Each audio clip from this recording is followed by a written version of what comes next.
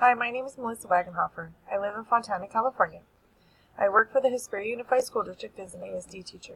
I have 12 amazing students ranging from 1st grade through 4th grade, each with ASD.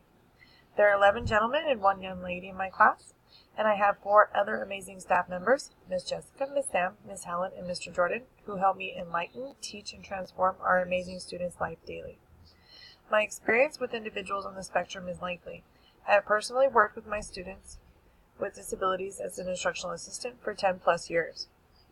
I am now currently a first-year teacher working strictly with ASD students. I am forever grateful for my experiences within the classroom as an instructional assistant before becoming a teacher, because no book can ever prepare you for the realities and responsibilities teaching those with ASD carries within its title.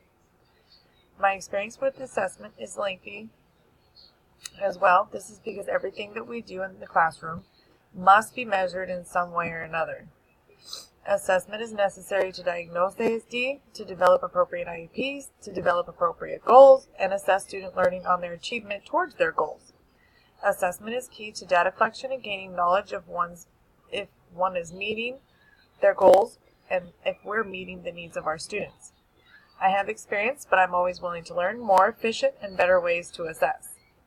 What I'm hoping to learn in this class is efficient ways to assess the behavioral needs and social skills of my students, efficient ways to assess the communication and language needs of my students, efficient ways to assess the sensory needs of my students, efficient ways to assess the academic and cognitive needs of the students, and the effective ways to assess the behavioral needs and social skills of my students. By learning this, I will better be equipped to meet each diverse student's needs within my classroom.